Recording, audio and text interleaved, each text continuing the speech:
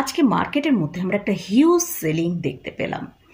নিফটিতে দেখলাম 345 পয়েন্টের মতন, ব্যাংক নিফটিতে যদি আমরা প্রায় 700 পয়েন্টের মতন নেগেটিভ দেখতে পেয়েছি। তো আমি আমার এই লাস্ট যে ভিডিওটা আপলোড করেছিলাম সেখানে আমি আপনাদের সাথে শেয়ারই করেছিলাম মার্কেটে কিন্তু একটা বড় গ্যাপ ডাউন আসতে চলেছে। তো মোটামুটি আজকের মার্কেটে সেটা কিন্তু আমরা দেখতে পেলাম। তো আমার মনে হয় না যে মার্কেটের এই যে ডাউনটা আমরা দেখলাম এখানেই কিন্তু শেষ। আমরা হয়তো এর থেকে আরও বেশি ডিপ দেখতে পাবো মার্কেটে, কারণ আমি আপনাদের সাথে শেয়ার করেছিলাম যে এফআইসরা কন্টিনিউয়াস সেলিং করে যাচ্ছে, কারণ ইলেকশনের যে পিরিয়ডটা চলছে সেখানে কিন্তু এফআইসরা ম্যাক্সিমাম ক্ষেত্রে আমরা দেখতে পাই ইলেকশনের আগে তারা কিন্তু বড় পজিশন সেল করে, এবং এবারেও তাই দেখলাম। হয়তো ফার্স্টের দুটো ধাপে আমরা অতটা সেলিং দেখতে পাইনি, কিন্তু আগামী যে ফেজগুলো আছে ইলেকশনের সেখানে হয়তো আরও বড় সেলিং আমাদের দেখার সম্ভাবনা রয়েছে। তো সেখানে ওই ভিডিওটায় আমি আপনাদের সাথে শেয়ার করেছিলাম কি 4টে কারণ, সেই 4টে কারণই কিন্তু এখনো কন্টিনিউয়াস হয়ে যাচ্ছে। এফআইসি সেলিং, ইলেকশন চলছে, সেখানে একটা আনসার্টেনিটি তৈরি হচ্ছে, যার জন্য কিন্তু মার্কেটে এখন কেই বাইং করছে না, না ডিআইএসরা বাই করছে, কোনো এমনি রিটেলাররা বাই করছে। তো সেই জন্য কিন্তু আমরা মার্কেটের মধ্যে এতটা সেলিং প্রেশারটা দেখতে পাচ্ছি। এছাড়া Q4 যে রেজাল্টটা আসছে মার্কেটের মধ্যে সেখানে কিন্তু যেসব স্টকগুলো রেজাল্ট ভালো দেখাচ্ছে সেখানে হয়তো আমরা সেই সেক্টরটার ওপর আমরা কিছুটা ওপরের দিকের মুভ দেখছি। যেমন অটো সেক্টরের মধ্যে গতকাল বাজাজ অটোর ভালো রেজাল্ট এসেছিল, হিরো মোটরের গতকাল রেজাল্ট এসেছিল, ভালো রেজাল্ট প্রোভাইড করেছিল, তার জন্য কিন্তু আমরা দেখেছি অটো সেক্টরের মধ্যে একটা ভালো বাইং এসছে।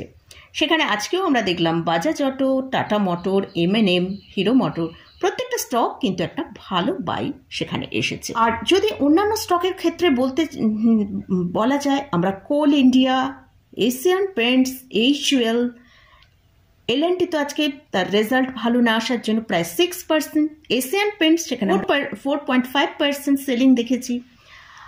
ব্রিটানিয়া, FMCG সেক্টরের মধ্যেও আমরা কিন্তু আজকে ভালো সেলিং দেখলাম। প্রত্যেকটা স্টকের মধ্যে আমরা দেখেছি আজকে কিন্তু সেলিং এসছে। SBI এর রেজাল্ট ভালো এসেছে বলে SBI কিন্তু একটা সাপোর্ট করেছে নিফটিকে, তো ব্যাংক নিফটিকে একটা ভালো সাপোর্ট করেছে। হয়তো ব্যাংক নিফটির মতন এতটা সেলিং আজকে আসেনি, কিন্তু জানি না SBI কতদিন এই সাপোর্টটা করতে পারবে। ব্যাংক নিফটিও কিন্তু নিচের দিকে আসবে। আজ হয়তো SBIতে আমরা যে সাপোর্টটা পেয়েছি, তো আগামী দিনে আমাদের সেটাই দেখতে হবে যে ব্যাংক নিফটি আর কতটা নিচে আসে।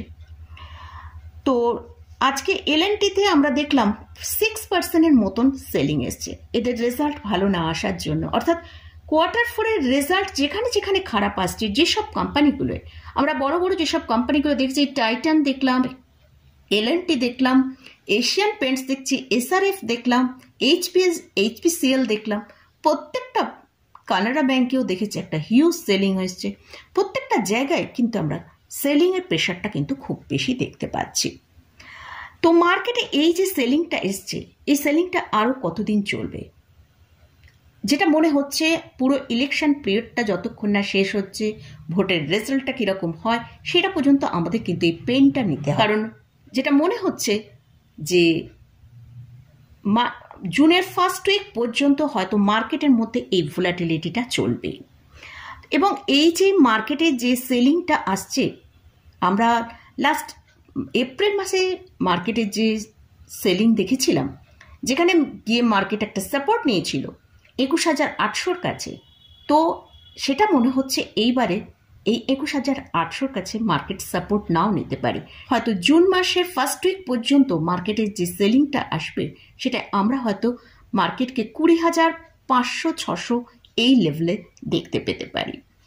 তাই আপনাদের কাছে যেটা মেন আমি বলতে চাইছি যে এই যে মার্কেটের মধ্যে এতটা সেলিং আসছে, তো এই জায়গায় আর প্যানিক সেলিং আপনারা করবেন না। পোর্টফোলিও আমাদের সবাইরই কিন্তু ডাউন হয়েছে, তো শুধু হয়তো এর মধ্যে হয়তো যদি মার্কেট আবার কোনো একটা বিশেষ কোনো নিউজের জন্য মার্কেট যদি ওপরের দিকেও যায়, তাহলে কিন্তু এই যে আপনি এখন যদি সেলিং করেন সেখানেও কিন্তু আপনার লস।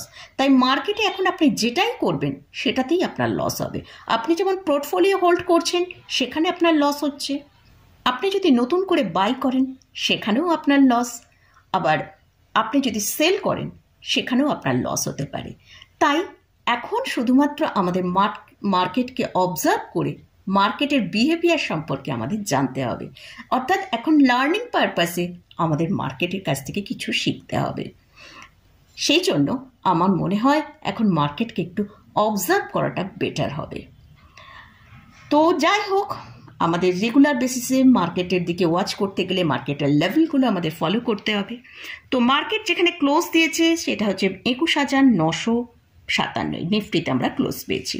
তার যে ইম্পর্টেন্ট লেভেল 22,000 তাকে ব্রেক করেই কিন্তু ক্লোজ এসছে। তো নিফটির জন্য যেটা নেক্সট স্ট্রং সাপোর্ট সেটা হচ্ছে 21,800, যদি এটাকে হোল্ড করতে পারলো ভালো, না হলে আমরা একদম 21,500 পর্যন্ত নিচে আসতে পারি। আর 21,500কে যদি ব্রেক করে কন্টিনিউয়াস, যদি এই নিফটির যে ভালো ভালো লেভেলগুলো আছে তাকে যদি ব্রেক করতে থাকে, তাহলে আমাদের কিন্তু মার্কেটের মধ্যে আরও সেলিং আসতে পারে। উপরের দিকে যদি এই 22,000-এর ওপরে চলতে থাকে, নিফটিতে খুব বেশি যদি ওপরের দিকের মুভ আমরা দেখতে পাই, ওই হয়তো 21,100 থেকে 21,150, এই হয়তো ওপরের দিকের মুভটা দেখব। কারণ যতক্ষণ না নিফটি 21,325-এর ওপরে চলবে ততক্ষণ কিন্তু ফ্রেশ বাই আসবে না। এবার আসছে ব্যাংক নিফটিতে। ব্যাংক নিফটি ক্লোজিং দিয়েছে 47,487-তে। ব্যাংক নিফটিও কিন্তু তার ইম্পর্টেন্ট যে লেভেল 47,500 তাকে ব্রেক করেই ক্লোজ দিয়েছে। তো ব্যাংক নিফটির তুলনায় আজকে কমই ডিপ হয়েছে।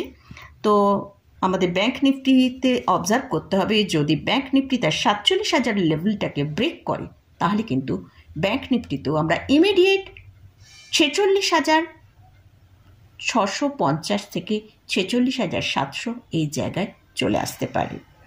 আর যদি এই মার্কেটের মধ্যে কন্টিনিউয়াস সেলিং হয় তাহলে কিন্তু ব্যাংক নিফটিতেও কিন্তু একটা বড় ডিপ আসার সম্ভাবনা আছে, সেটা প্রায় 44,000-এর কাছে ব্যাংক। তো যাই হোক, এখন ব্যাংক নিফটি যেখানে ট্রেড করছে তার জন্য 47,000 হচ্ছে স্ট্রং সাপোর্ট।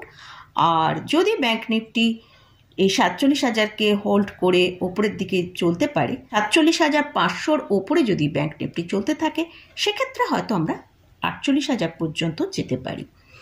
আর যদি 47,000-কে ব্রেক করে নিচে আসে সেক্ষেত্রে আমরা 46,650 থেকে 700-র মধ্যে আগামীকাল দেখতে পেতে পারি।